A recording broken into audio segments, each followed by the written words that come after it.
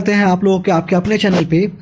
बहुत सारे लोगों को बहुत सारे क्वायरी हो रही थी यार, मैंने खुद भी चैनल पे देखा था, बहुत सारे चैनलों पे एक अच्छी जानकारी नहीं दिया जा रहा था कटअप के बारे में दोस्तों। साथ ही आंसर की आने वाली है कि नहीं, कुछ लोग बोल रहे थे आने वाली है नहीं आने वाली है। नेवी के बारे में कि नेवी के अनुसार अगर देख भी सकता है नहीं भी दे सकता है।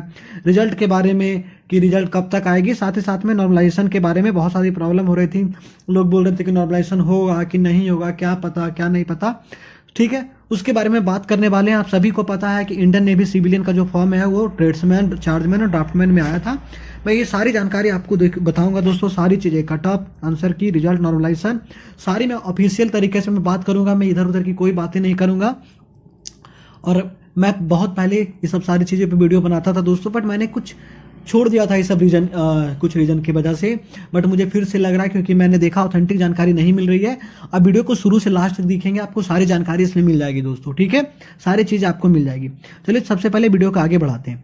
सबसे पहले अगर हम बात कर लेते हैं दोस्तों वैकेंसी के बारे में, क्योंकि जब मैंने यहाँ पे स्लाइड में चीज़ डाला हुआ है कटअप के बारे में, तो बड़ी सारे लोग बोलेंगे कि सर कि कटअप के बारे में बताने से पहले क्या क्या फैक्टर्स इसमें होता है। देखिए दोस्तों, जो कटअप के लिए फैक्टर जो डिसाइडिंग होता है, सबसे पहले होता है कि आपकी कितनी वैकेंसीज थी। ठीक है, उसके बाद एग्जाम का क्या लेवल रहा है।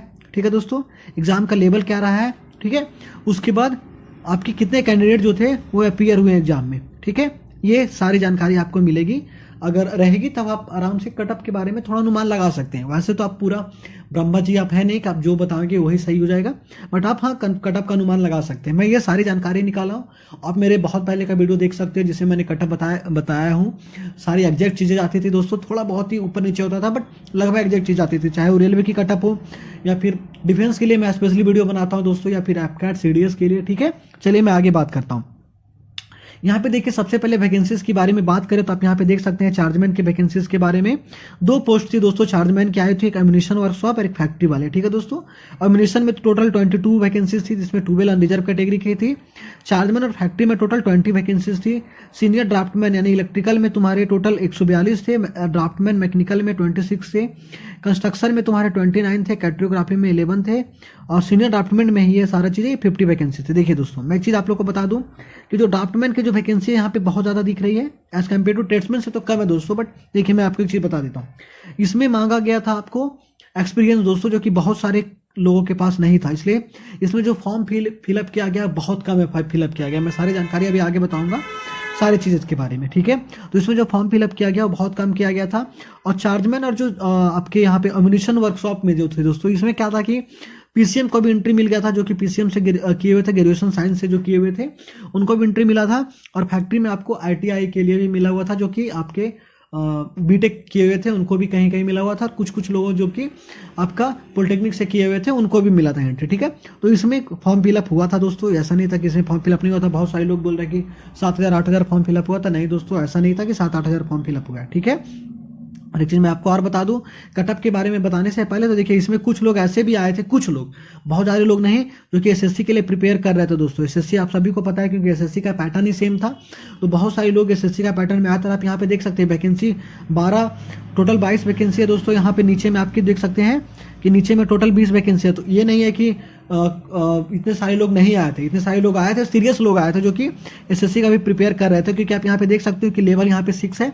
और मैं एक चीज़ आपको एक और बता दूं कि लेवल यहाँ पे 6 बोला जा रहा है दोस्तों। ठीक है, बट ये जो अदर है एसएससी के कंपेयर में, एसएससी का कंपेयर में 7 के जो आपको मिलेगा सैलरी, उसके कंपेयर में 6 में मिल जाएगा, क्योंकि इंडियन नेवी में बहुत सारे अलाउंसेस इसमें जुटते हैं दोस्तों। ठीक है, चलिए मैं अब आगे बात करता हूँ। मैं क्यों बता रहा हूँ आपको जानकारी पता चल गया होगा। अब ट्रेड्समैन के बारे में बात करते हैं दोस्तों। ठीक है, यहाँ पे रुकिएगा 1 मिनट दोस्तों।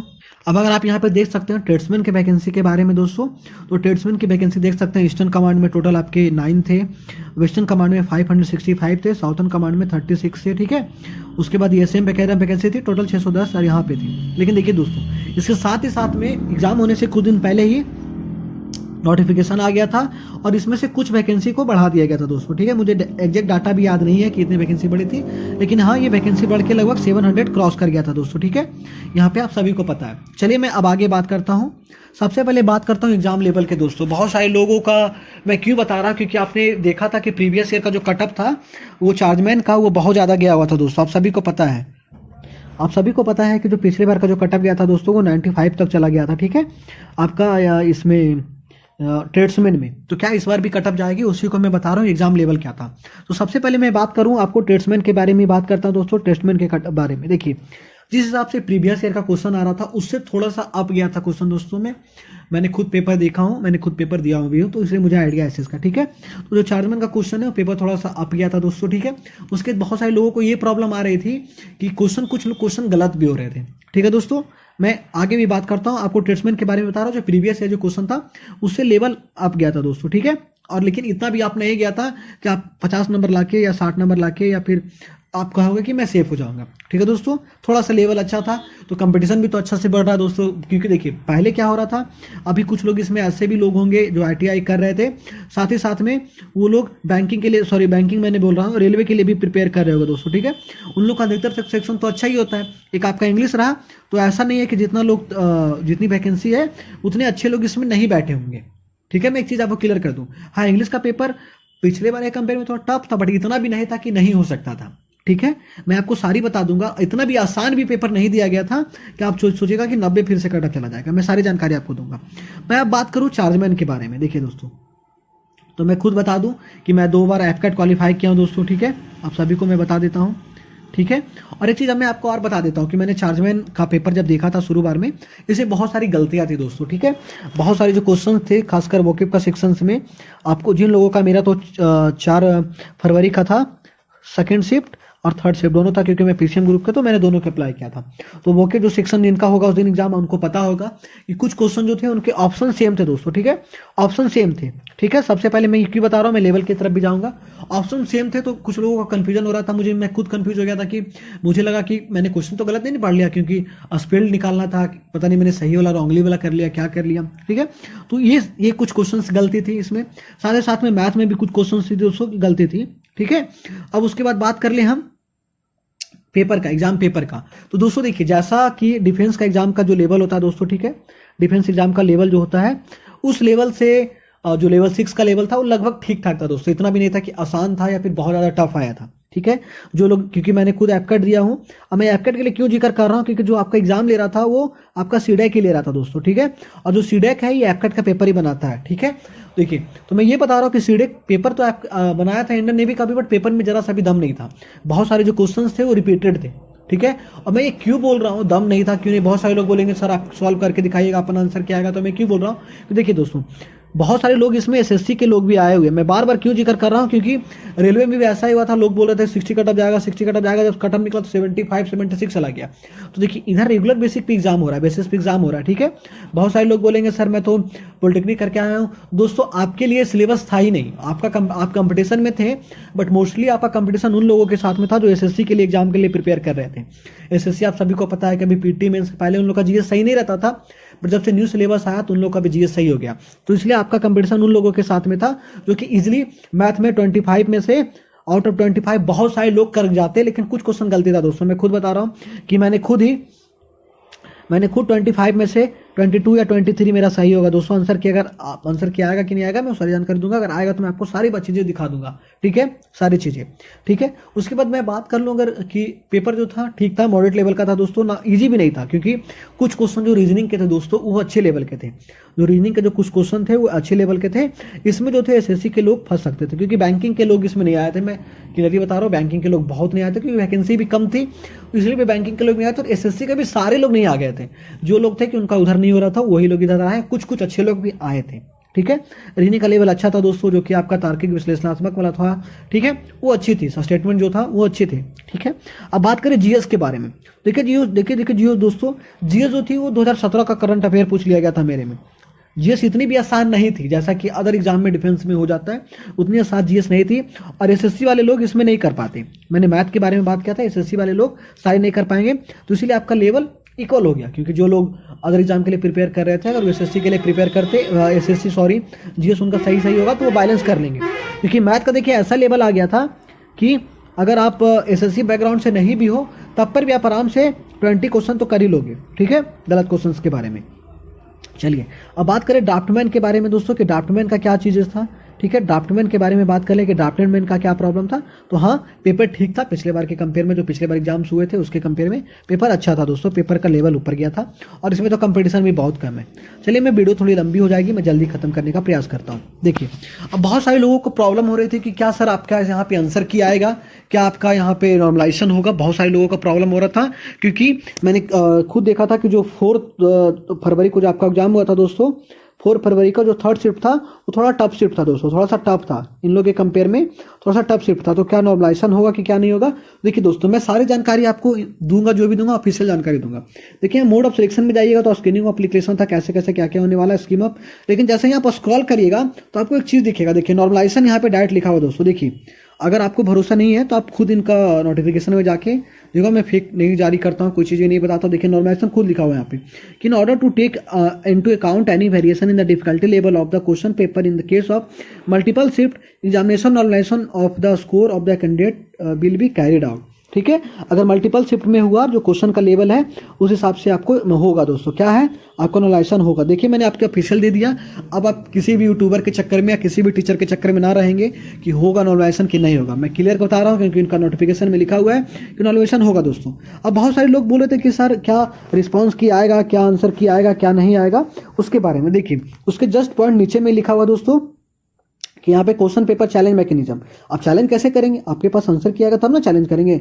Online window for inviting comments from the candidate regarding question paper and provisional answer key after competition of examination will be made available. Candidate are advise to visit website registration portal time to time for update. देखिए, ये बोला जा रहा है कि time to time आप करते रहेंगे, वहाँ पे आपको आंसर की जरूर जारी किया जाएगा। देखिए, एग्जाम आपका कंपटीशन के बाद आपको आंसर की जरूर जारी कर दिया जाएगा। तो ये चीज़ का भी जानकारी हो गया कि हाँ, आंसर की भी हमारी आने वाली है, साथ ही साथ में नॉर्मलाइजेशन भी होने वाली है। चलिए, मैं आगे बढ़ता हूँ और डायरेक्ट बात करता हूँ अब कटअप के बारे में। देखिए दोस्तों, जो प्रीवियस ईयर टीएमएम का कटअप है दोस्तों, ठीक है, कटअप है। अनरिजर्व कैटेगरी का 76 गया था, ओबीसी का 74 गया था, 2021 का है दोस्तों ये, ठीक है। एसटी का आपका 64 गया था, ईडब्ल्यूएस का 13 गया था। अब ईडब्ल्यूएस वाले ये मत सोचेगा कि सर मेरा तो 20 है, सर मेरा तो 40 है, सर पास कर जाएंगे। पास नहीं कर जाओगे बबुआ, फेल कर जाओगे, क्योंकि जो इस समय जो आया था उस समय ईडब्ल्यूएस बहुत कम लोगों ने फॉर्म फिलअप किया था, इसलिए 13 कटअप गया था। तो इस बार का कटअप क्या जाएगी। देखिए, जो पिछले बार के लोग जो थे वो लोग, इतने लोगों ने आपका फॉर्म फिलअप के लिए आंदोलन किया था, सॉरी फॉर्म फिलअप किया था दोस्तों। देखिए, तो इस बार कितने लोग फॉर्म फिलअप किए थे। देखिए दोस्तों, इस बार जो फॉर्म फिलअप किया था वो आपका गया था लगभग 1.5 लाख फॉर्म आए हुए थे दोस्तों, ठीक है, 1.5 लाख के करीब अप्रॉक्स आए हुए थे फॉर्म, ठीक है। देखिए, उसके बाद इसमें से जो अटेंडेंस था वो लगभग 40-50% ही था।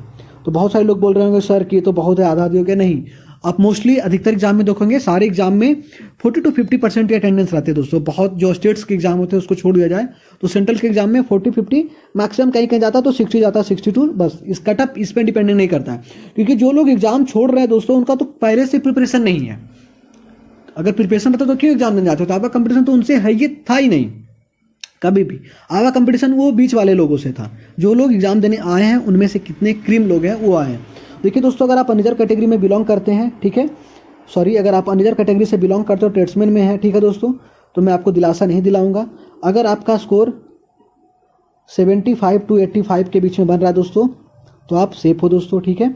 वहीं बात कर ले अगर ईडब्ल्यूएस के बारे में, तो आपका 70 to 80 के बीच में अगर आप बन रहे हैं स्कोर तो आप आराम से क्वालिफाई कर जाओगे। आप मेरा स्क्रीनशॉट लेके रखोगे दोस्तों, भी आएगा आंसर किया आएगा तो और भी बहुत सारी चीज़ें क्लियर हो जाएगी, ठीक है। अगर बात कर ले अगर ओबीसी के बारे में दोस्तों, तो ओबीसी का आपका 72 से लेके 82 के बीच में आपका कटअप जाने वाला है दोस्तों। वहीं बात कर ले एससी का, तो आपका एससी का जो कटअप है दोस्तों 68 से 77 के बीच में जाने वाली है दोस्तों। और वहीं बात करें मैं एसटी के लिए, तो एसटी का कटअप 65 से आपका 75 के बीच जाने वाली। मैं 10 नंबर का क्यों गैप ले रहा हूं दोस्तों, इसीलिए क्योंकि वैकेंसी के कारण से, ठीक है, क्योंकि अभी आंसर की आई नहीं है।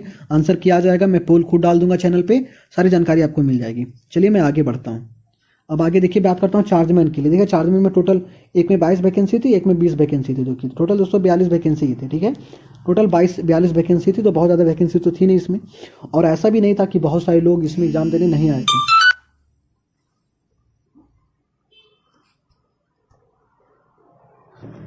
देखिए दोस्तों, इसमें बहुत सारे लोग ऐसे भी आए हुए थे कि जो लोग एसएससी के फील्ड में थे, मैं बार बार शुरू से क्यों बोल रहा हूँ, तो देखिए, और लेकिन मैंने बताया है कि कुछ रीजनिंग के क्वेश्चन थे, कुछ आपके जीएस के क्वेश्चन थे जो कि थोड़ा सा कंफ्यूजिंग थे दोस्तों, ठीक है।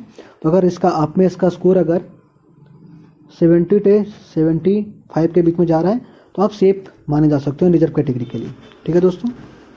अगर वहीं बात करें ईडब्ल्यूएस के लिए तो 68 टू 72 के बीच में आप सेफ हो, ठीक है। इतने से नीचे कम कटअप भी नहीं रहने वाले क्योंकि वैकेंसी बहुत कम है इसमें, ठीक है। अब बात कर रहे हैं हम एससी के लिए, तो एससी ओबीसी के लिए पहले बात कर लेते हैं। ओबीसी का जो कटअप दोस्तों जाने वाला है वो आपका 69 से 73 के बीच में रहने वाला है दोस्तों। एससी का कटअप के बारे में बात कर लें तो एसटी का कटअप आपका 62 68 के बीच में रहेगा, और जो एसटी का जो कटअप है दोस्तों वो आपको रहने वाली है 62 65 के बीच में, ठीक है। देखिए दोस्तों, इसमें भी फॉर्म जो लगभग है 30 से 40 के करीब में फॉर्म फिलअप हुआ था। और देखिए दोस्तों, मैं खुद बता रहा हूँ कि जो मैंने खुद दिया था फैक्ट्री का नहीं, जो पहले एग्जाम था एडमिशन वाला, उसमें मेरे सेंटर पे मात्र 17 लोग आए थे और 500 लोगों का यहाँ पे कैपेबल था दोस्तों। तो इसमें थोड़ी कम, बहुत कम लोग आए थे, ठीक है। और उसके बाद देखिए, इसमें जो लोग भीड़ दिख रही हुई थी, तो भीड़ दिख भी रही थी तो इसमें मेनली आईटीआई वाले और डिप्लोमा वाले लोग आए हुए थे, ठीक है। सॉरी, डिप्लोमा वाले लोग आए हुए थे, बीटेक लोग वाले आए हुए थे। तो उन लोगों को लगा था कि बहुत सारे लोगों को तो सिलेबस ही पता नहीं था, तो उन लोगों को लगा था कि टेक्निकल एंट्री है, टेक्निकल से क्वेश्चन आएंगे, बट ये जो पैटर्न था वो एसएससी पैटर्न पे था। तो जो लोग मेनली इनका कंपटीशन एसएससी वाले से ही रहेगा। चलिए, अब मैं बात कर लूँ ड्राफ्टमैन के बारे में, ठीक है दोस्तों, कि ड्राफ्टमैन का क्या होने वाली चीज़ें हैं। देखिए, ड्राफ्टमैन के बारे में बात करते हुए बता दूं कि इनका जो कटअप है वो रिजर्व कैटेगरी का, क्योंकि इसमें वैकेंसी अच्छी थी और कंपटीशन कम था दोस्तों। तो अगर आपका 60 टू 65 है तो रिजर्व में आप हो जाओगे। ईडब्ल्यूएस के बारे में बात करें दोस्तों तो आपका 58 टू 63 में हो जाओगे। वहीं बात कर ले अगर ओबीसी के बारे में दोस्तों, तो ओबीसी का कटअप आपका 59 से 63 के बीच में हो जाएगा। और वहीं अगर हम एससी की बात करें दोस्तों तो आपका 55 से लेके 58 के बीच में हो जाएगा। एसटी की बारे में बात करें तो 52 से लेके 57 के बीच में रहने वाली दोस्तों, ठीक है। अगर आपके इतने नंबर आ रहे हैं तो आप सेफ हैं। मुझे उम्मीद है कि पूरी सारी जानकारी आपको मिल गई होगी। Thank you so much.